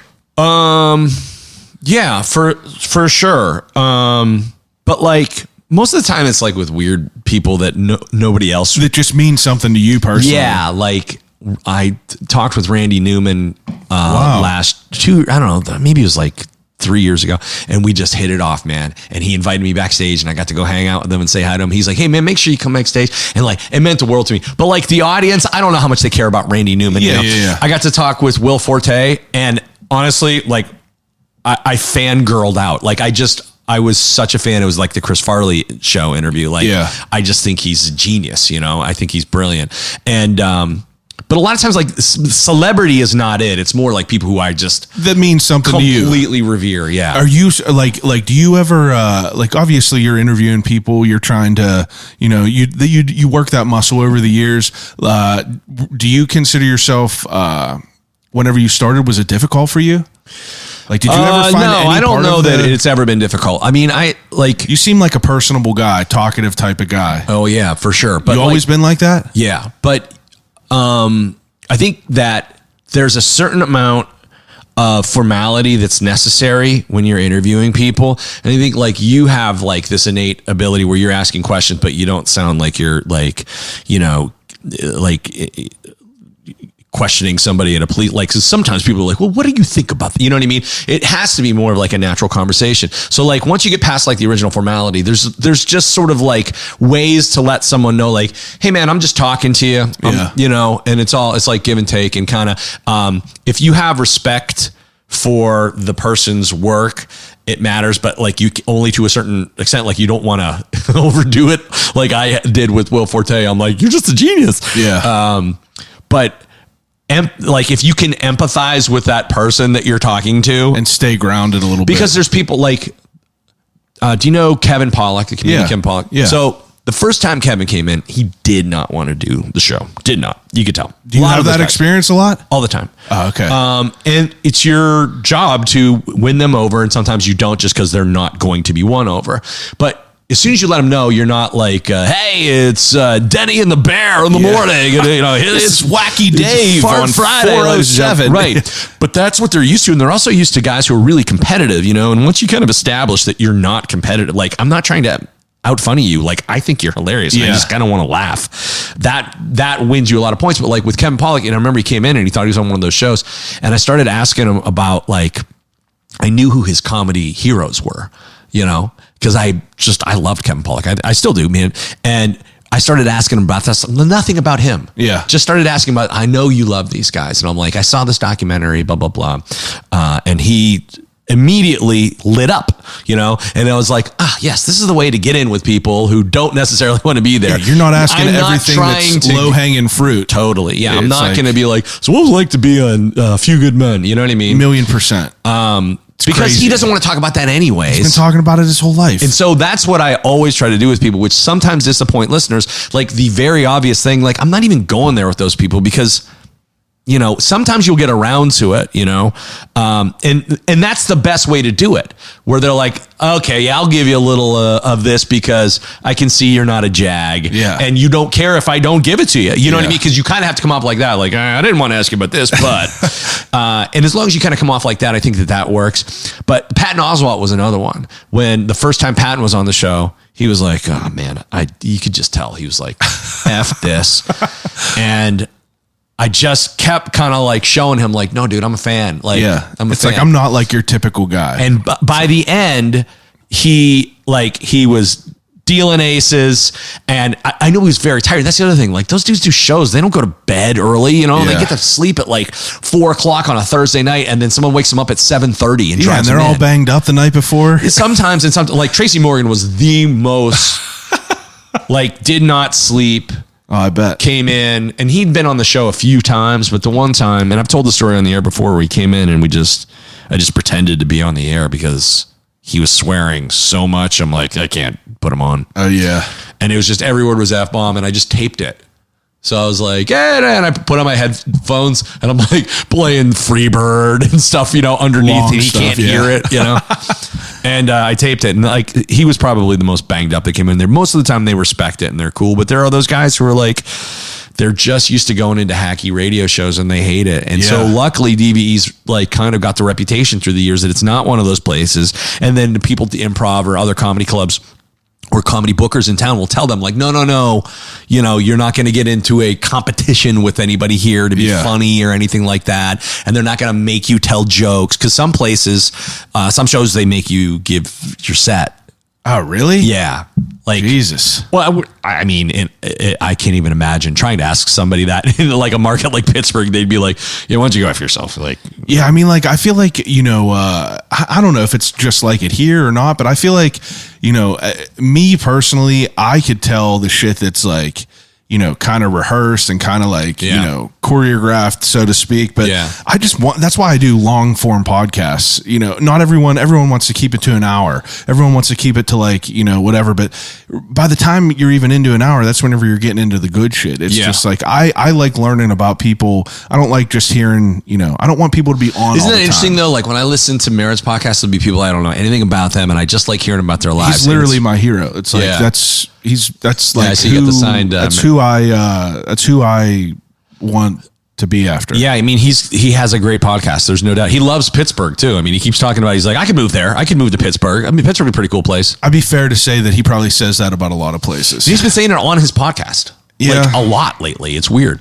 Cause he's like, we got to get out of here. There's no more water, you know? And he keeps talking about Pittsburgh. And I'm like, I don't know. He just had a real good one with Ralph Macchio. Did you listen to that? I have not listened to it yet. It's a good one. It's worth it. Yeah. But it's interesting how people, you know, develop their skills and how they interview people and like how they kind of like, cause like you yourself, you have a personality, you know, it's, you know, your people listen to you on the radio, it's like, it's not a character, but it's almost like a... No, you got to be yourself. It doesn't work if you're not. Yeah, you know what I mean? You can tailor elements of it. Like, it's not like I'm exactly the same as I am with my friends or anything like that, but it's pretty damn close. Yeah, I mean, it's the easiest way to live. It's like, why are you going to... go, but there's just some formalities that you have to, obviously I'm not going to be, doing commercials in front of my friends, that's fair. But you got to be yourself. It has to be your personality coming through. And if you try to just put on a persona, an audience will sniff it out immediately and just kind of give you the hebo. Yeah. Now for you two, you spent some time there now. Like how many years you been there? 23 years. Okay. So you made a name for yourself there. How do you navigate, and you don't have to talk about this if you don't want to, but how do you navigate a big shift? Like whenever Jim steps out? Oh, I mean, that was really hard. So cause I went through contract stuff and they locked me out. And I was off the air for 2 months, and then they kind of did a similar thing with him, and it didn't work out the same way for him. And I just wanted to make sure, I had a vision for what was going to work, and it was really more towards I could see where podcasting was sort of taking over in terms of what people wanted to listen to, and how they wanted to listen to things, and it kind of seemed like going sketch heavy was going to be a little more antiquated very quickly. And we kind of weaned off of that, but I wanted to make sure that I had a really funny guy that knew Pittsburgh, and I mean, Bill was the first guy that I thought of him, and I was glad he was going to be able to do it because, he's just tailor made for doing that. It's like, he's a really seasoned comic. I mean, I've said this to people before. I don't know if people understand how good of a stand-up comedian he is. Yeah. It's a different thing than being on the radio. They are two different muscles. There are some comics who are great at it and other comics who are not. He's great at both. But as a stand-up, he could have gone and been Ray Romano. He's that good. Yeah. He gets it. He's built for it. And he has the joke writing mechanism in his head. He's quick. He understands what it takes to be a great comic. So he could have gone and just done that. But we gave him an opportunity to raise his kids and stay here and then go and travel and do comedy on the weekends, which he has done a lot, through the years. So what I told him was earlier, I said to you that it was easier for me because it wasn't the social media age. Well, for him, it was. And I just said to him, don't go on the internet for about a month. Yeah. And then tiptoe back in. Yeah. And you'll get this. It'll take time. And then you just anything, there's growing pains in any creative relationship, and you figure out what's going to work best and how to best give and go. And it's just learning the language. And for him, it was learning radio, period, but there was nothing you could do. It was because I almost left when my lockout happened. I had an offer. I was going to go to California. I had offers to go to Denver and San Diego, and I was gone. And what keeps you here? They came back and came to their senses. Aggressively decided to not let me go. Okay. But they weren't initially. So the thing I thought was, if I go somewhere else, I don't know if I'm going to have the autonomy that I have here. Yeah. Nobody bothers me here. I get to do whatever I want. Yeah. And that there's a lot of, currency in that. Yeah, there's a beauty to that. So I figured that, I'd come back and try to make the best of it here and see if it could, turn into something better. And now, I've had more fun doing it the last 5 years than I did the first 15. Yeah. Now for you to, kind of be the, you're kind of like the veteran on the show, obviously, but, do you how do I want to ask it? Is the way the show is ran, do you guys stick to the same old thing, or is it like a constant, is it more of the thought of if it's not broke, don't fix it? Or, I mean, there's an element of that. There are some things that work and you want to keep doing them. And then there are things that you you want to allow for anything that sounds different. Like people do like repetition, but you want to like slowly, it's like, your body changes cells every 12 years or whatever. Like that's what the radio show should be on a much faster scale, where it's like you're just slowly sort of introducing new tones and segments and ideas and guests. Yeah. And you just keep that shift going so that in 3 years, it doesn't resemble necessarily what it did, 3 years prior to that. That makes sense. But, I wouldn't say we're on that fast of a scale, but certainly. What's like the percentage of listeners as far as like male and age wise? We're very fortunate. We've had some really great ratings lately, but it's like 25, 54. 25 to 54-year-old. That's the sort of money demographic. That's the one you want. And so we had like just under an 18 share of the last book of men and women, which means, like 18% of the audience is just listening to your show, which is good. And then for like, it's more guys, but not like a ton. I mean, I think it was like a 25 share of guys. That's interesting. But we really picked up women a lot.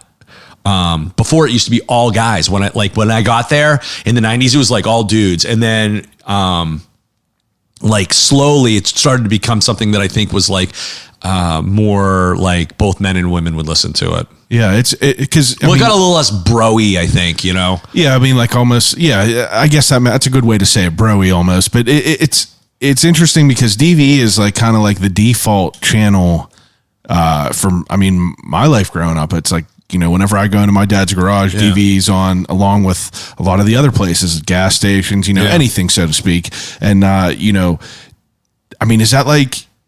It's awesome, dude. It's the greatest thing ever. You kidding me? Like to be like branded with DVE is the coolest thing in the world. I love it. I love seeing those letters. I love the font on the letters. Yeah. I love seeing DVE. Like, I wish there were more stickers. I wish our company would, and that's part of it is that, we fought really hard for people to understand in our company how important DVE is. And luckily we've had some really great, like, champions of DVE within iHeartRadio and before that Clear Channel. Gene Romano is the guy who basically brought DVE to national prominence in the 80s, and he's gone on to be an industry titan. Well, thankfully it's with iHeart. And so he makes sure, he lives here in Pittsburgh, and he makes sure that DVE still gets pumped full of all of the love that it should and all the respect it should from the company, because that doesn't always happen. That like they don't really care. Yeah. But if they're made to understand how valuable essential something is, like some stations are, they will allow them a much wider berth. Yeah. And we've been really lucky. Like the changes that are happening in the industry have been happening for years, but they just started kind of happening to DVE. We haven't been touched until recently. Yeah. So what do you mean like changes? Just in terms of like, like all the music is digital now, and it's coming from a hard drive within the company. And do you have to? We used to like there were no nighttime jocks anywhere, and DVE always had a nighttime jock. Like little things like that. Like we were allowed to do a lot of things that other stations in the company wouldn't be allowed to do because we were DVE. That's interesting. But it's awesome. I mean, it's part of the fabric of Pittsburgh for a long, long time. And I hope that doesn't change, I'm sure it won't long after I'm gone. Now, the difference of you guys obviously are playing like a lot of like classic music, like, we don't really play any in the morning, but like I play maybe one or two songs in the morning every once in a while. Yeah. Now, but as far as like the selection of like what you're allowed technically to play, well, that's the other thing is that it used to be, we whatever used to have you want, right? Yeah.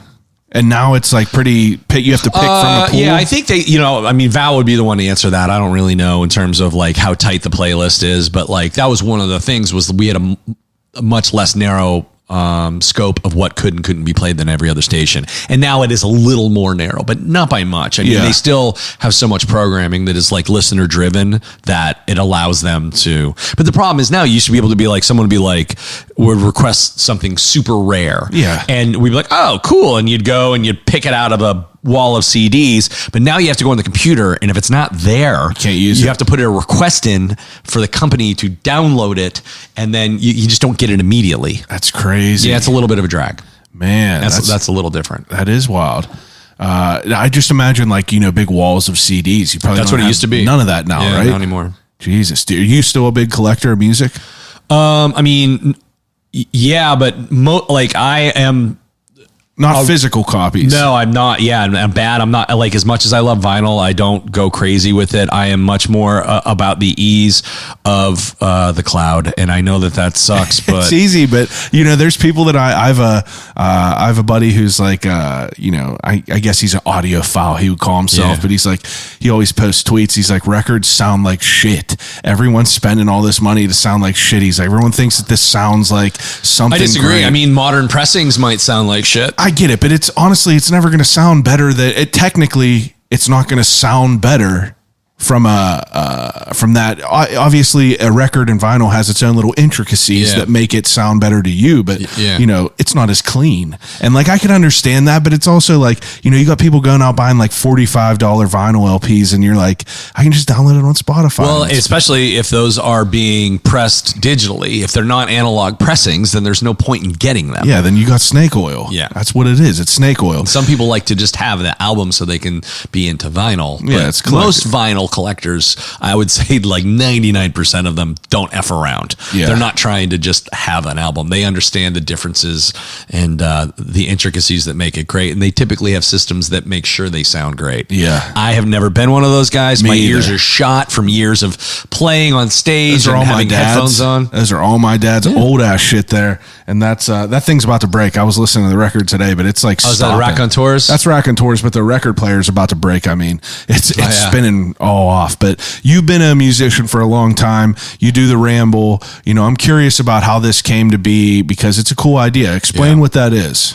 It's sort of, Levon Helm did the Midnight Rambles and talked about like the tradition of rambles in the movie The Last Waltz, and then The band. started doing them up in Woodstock at his barn, famously. And Rob James and I, Rob from the Clarks, and I talked about doing them here for a long time. Like, well, we should just do the same thing. You know what I mean? It's just like, by definition, it is basically like a gathering of people who are getting together, and it kind of has turned into more of like a review of local musicians.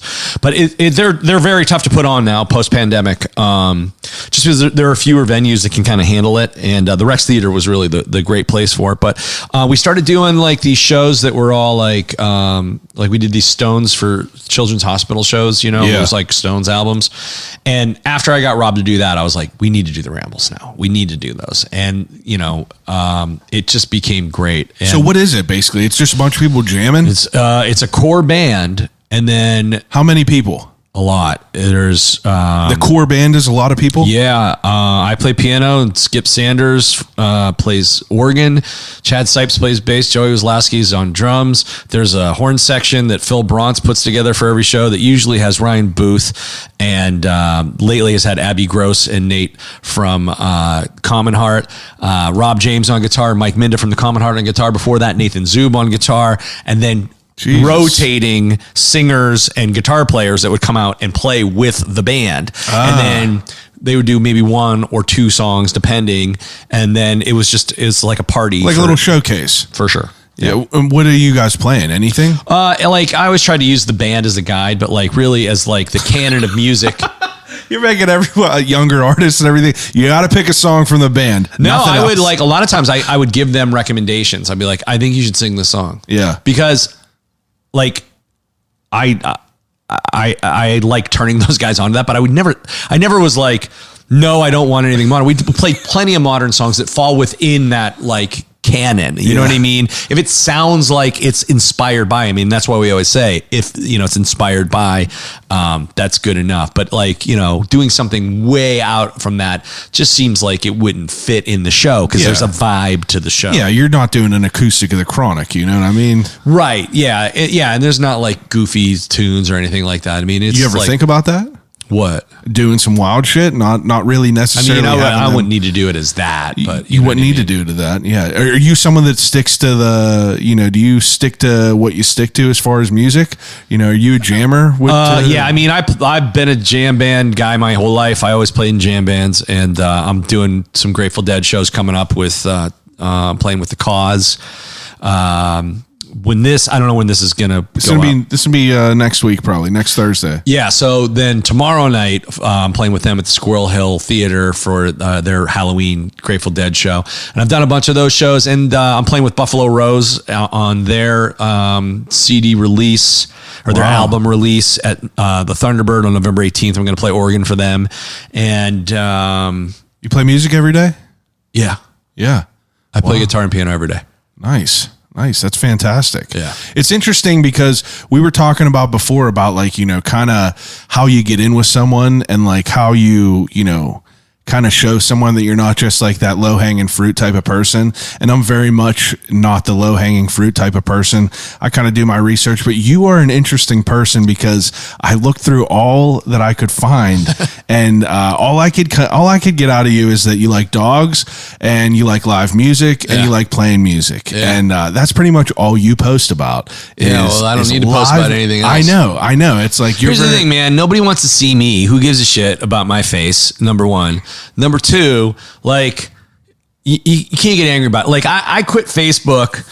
It's a fucking pit. Yeah, man. And because I also felt like I had to be on the front lines of every single war, and I'm like, I don't being a personality. Yeah. Because if I didn't step up and say if stuff, you didn't have something to say, then you're just right. I was failing. Right. Yeah. And it was a no-win situation because I think that I was very outspoken in 2016 and, they were begging me to stop and there was Fire Randy petitions going on and all this stuff. Cause I was just not a fan of the direction that things were heading and the way people were treating each other, particularly in this town. And after the Tree of Life, man, I just stopped because I knew that it didn't matter what I was saying. It only mattered to the people that thought like me. Yeah. And there is value in knowing you're not alone in a time when it feels like, am I the only sane person in the world? Because that's how a lot of people felt back then.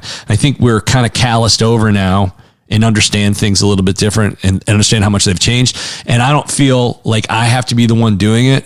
But there's this notion early on where it was they don't know they're being swindled. And I don't want to talk about any of this shit. I wanted to be funny and play music and that's it. I don't ever bring up any sort of politics or anything like that because it's it's so interesting that you say that though, because I feel like a lot of people don't look at it from that viewpoint as far as you being a personality, whether you want to be it or not. Essentially radio hosts and things like that were the first influencer type, so to speak. I mean, you guys are talking about good things in the city and for you to be obligated to share your voice with any of these big headlines, that's pretty tedious and that's kind of crazy to think about. It's too much, man. And there's stuff that's going on right now that I'm not allowed to even talk about anymore. That's how far it's gone. My company's you can't talk about this. And it's something I would love to talk about. And when you started, there was more, you were more open, people were more open to be able to, you were able to say what you wanted. Well, yeah. And I can still say what I want. I get what you're saying though. But I get what you're saying. I choose not to talk about a lot of things again, because I think that there's a danger in possibly doing more harm than good. There's not anybody that listens to my show that doesn't know where I stand. 100%.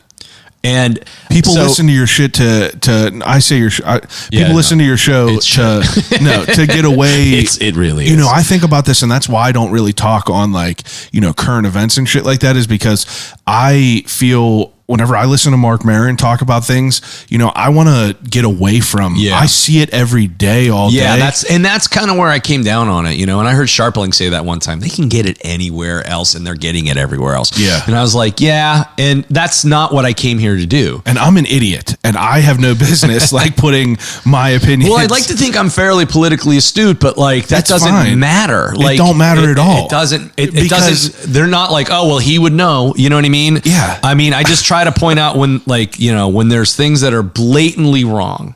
And when like hatred is being elevated, I try to make a point to single that out and say, this is wrong. And that's good to be But we're able slowly to do. getting to a point where you're not, that is problematic. And that is it's not crazy. good. It's definitely crazy. It's definitely it's interesting to be in here and to be out here, especially as someone who's just like, been on, in the public eye, so to speak, for as long as you have. It's pretty wild. What are, like 23 years you've been in here? What are like some of your goals? You're obviously like, I don't have any left. I mean, I always ask people that though, but it's like, I definitely think I'm going to end up, just concentrating on music a little bit more, like at some point, but like when that is, I don't know. That sounds like more of a retirement deal, but I'm not really there yet. So I don't know. Just to like, my goal is to figure out how to sleep. You're not a big sleeper? Oh, I got to get up early to do the show. What time do you wake up? Like, what's your day? Walk me through your day. 5 o'clock. You wake up at 5 in the morning? Yep. What time do you usually go to bed? Like way too late, man. Like I usually fall asleep by 11. Okay, that's fair. 5 o'clock, are you a coffee guy? Yeah, I jackhammer like half a pot now. I used to do way more, but like... He said I jackhammer it. Yeah.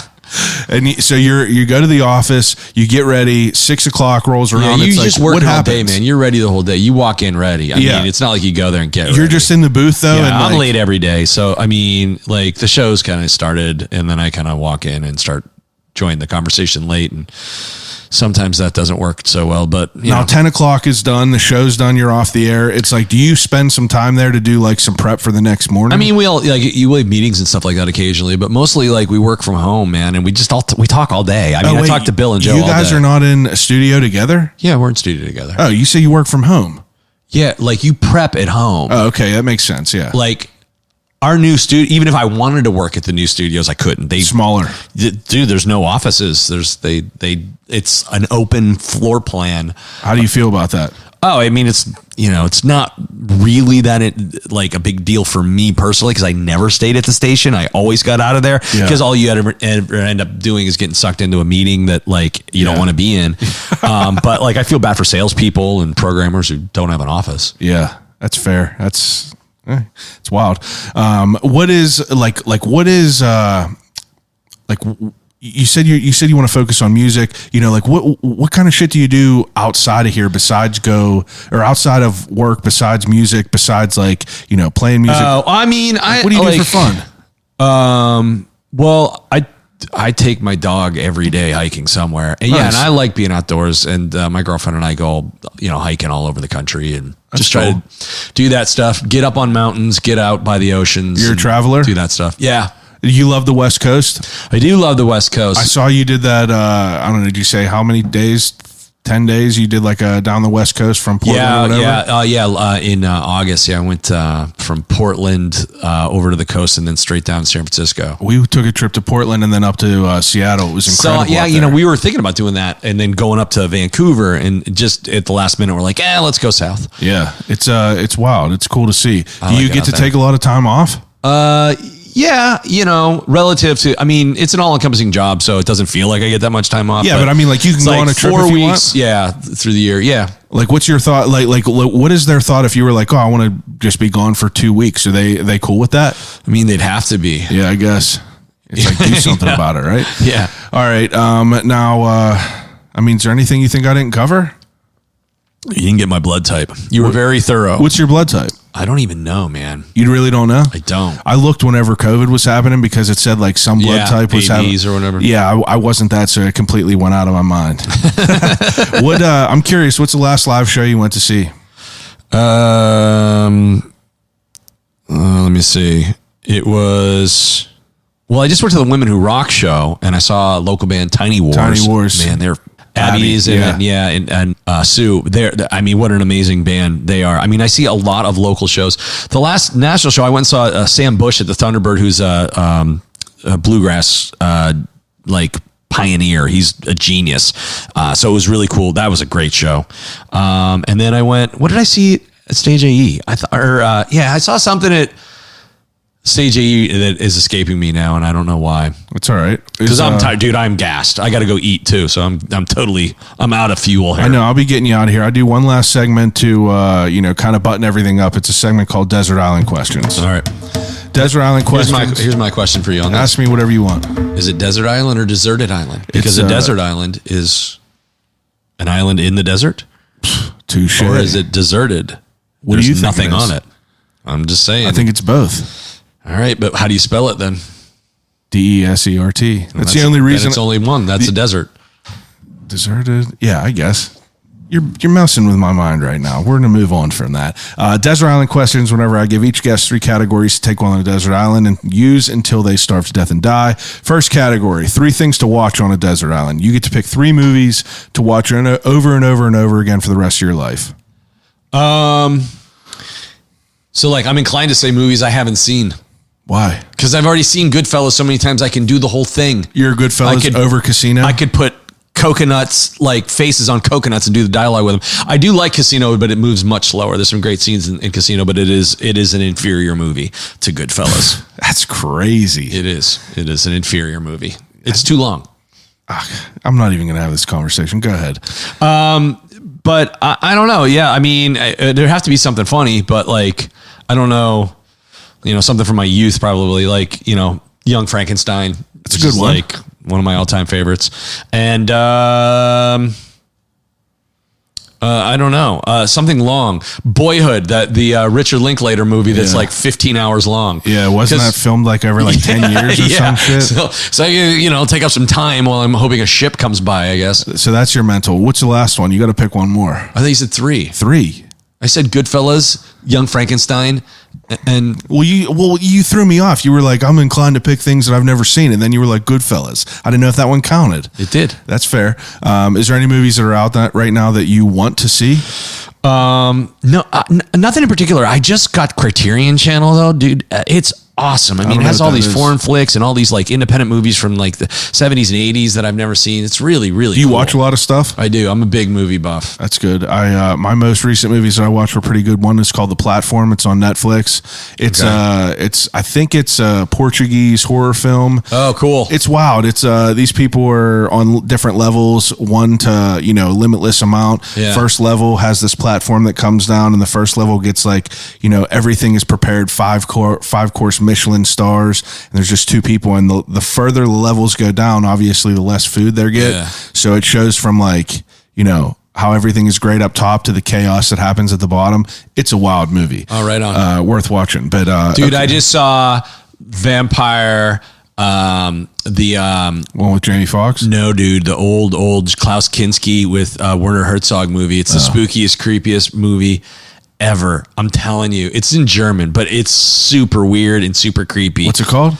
It's Vampire with a Y. Oh, okay. And I think it's not Vampire in Munich, but it's Vampire in something. And it's crazy. You a Halloween guy? A little bit, yeah. You I like horror stuff? Yeah. I never watched Rosemary's Baby until last weekend. I'm about to do a Halloween episode I do every year with a couple of buddies, but that was a wild one for sure. It's a good one. Definitely crazy. Okay, second category. Nosferatu, not vampire. It's Nosferatu the Vampire. That's what it's called. Yeah. But Vampire spelled with a Y. Nosferatu the Vampire. That's the Werner Herzog movie. With Is that Klaus the one Kinski. where he's like bald and stuff like that? that? Yeah, dude. Yeah. Not the 1920s one. Yeah, the but one I know in you're talking about. Dude, it is creepy. I never watched it. I would have to watch that. That's interesting. Okay, second category, I usually ask people 3 books, but I'm more curious. What are 3 of the best concerts you've ever seen in your life? I mean, this is a difficult one because it is definitely, it's time and place. I mean, some of the best times I had. Yeah. Like I had a great time at the Grateful Dead show at Three River Stadium in 1994, but it was a terrible show. I saw Fish in Buffalo in 1994 in the front row, and it was amazing. Fish. Yeah. Wow. And then the Allman Brothers Darien Lake show when Warren and Dickie were like at their height together. And that would have been about 1989 or something. I was like 18. It was like amazing. Wow. I'll never forget that show. First concert you've ever been to? Which one? First concert. Aerosmith. Wow. Aerosmith at the Erie Civic Center with Orion the Hunter opening, which was Boston's next band. When Boston broke up, they Tom Scholes formed Orion the Hunter. Jeez. 1985, Back in the Saddle tour. That's pretty wild. Yeah. Interesting. Okay, third category. 3 CDs to take on a desert island to listen to for the rest of your life. God, over and over and over again. I mean, it's going to sound like douchey, but like, yeah, I would go for like a Love Supreme, John Coltrane, or something that would like keep your brain. Is that douchey? Well, no, it sounds like you're trying to be like, oh, I'm so cultured. I'm highbrow. But like, yeah, but like, I'm just trying to think like off the cuff. Like I would want to go with something like, oh, definitely a Zappa album. I would say, because that would do the trick. So I would say Zappa live in New York, not the 1960s one, the one from the 80s with Terry Bozzio. That would definitely have that because it's a double album. I might do Zeppelin Physical Graffiti is too dark, but I'd have a hard time being there without some Zeppelin. How the West Was Won, nice live one of Zeppelin, but God. And then how you not take a Beatles one? You know, it's a tough thing. I would split my wrist with a CD case. I'd be going crazy about the ones I didn't take. That's fair. Those are good answers. Okay, third to last question. Something called the death row meal. So, the death row meal is whenever you get, your last meal before you get put to death. Obviously, you get to pick an appetizer, main course, or dessert. Well, appetizer, I'd have one of those Japanese blowfish that can kill you. Where it's like 1 in every 10 bites. Yeah, because like I don't care if I got a bad cut. I remember seeing that on like a TLC show back in like the 90s. Yeah, if they prepare it wrong, you're dead. Yeah. Why not? Veal parm. I don't eat much veal. I don't like the idea of veal. Yeah. But God, it's delicious. And if I'm going out, That's fair. That's good. Okay, third or dessert. Dude, chocolate ice cream. Or chocolate cake and vanilla ice cream is the dessert. There's nothing better than chocolate cake and vanilla ice cream. That is the dessert. The only touchy question that I ask on here is I want to know one of your favorite restaurants in the city that you Dish? Yeah. Streets on Carson and Dish. Amen. Shout out Streets on Carson. Okay, second to last question. You're going on a road trip. What's your snack of choice in a gas station? Almonds. What? Almonds? That's how you keep your thin physique. Because I'm old, dude. When you're old, you can't eat fucking Doritos anymore. All right? Like, I want to eat them. He said almonds.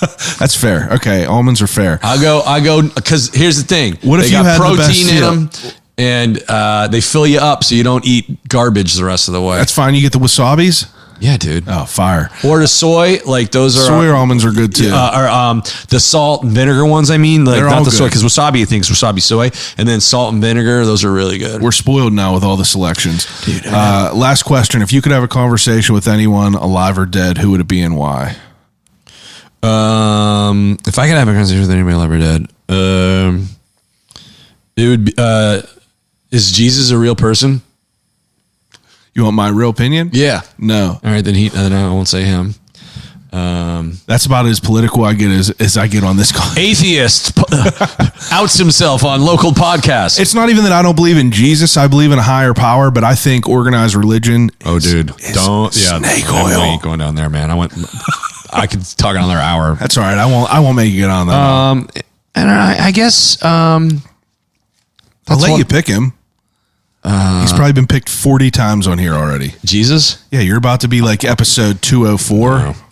Eleanor Roosevelt. That's a good answer. Why? Because I think she was a pretty hip chick. Martha Washington, man. She was a hip lady, man. She stabbed George with a fat bowl. Exactly. That's so good. Hey, I appreciate you coming on and talking to me. Man. It was great to meet time you. out. Please take a second. Give people your Twitter and your Instagram where they could follow you. Oh, it's on. Yeah, DB Randy. You know who Randy Baumann is. No, it doesn't matter if you don't. But thanks for listening and best of luck on your podcast, man. Appreciate this is the future, doing this shit. I'm out here grinding. Make no mistake. Everyone listening, I appreciate it as usual. Each and every week, we're back with someone. Who's your favorite guest so far? It's a weighted question. Do you want content of the episode or just the person themselves?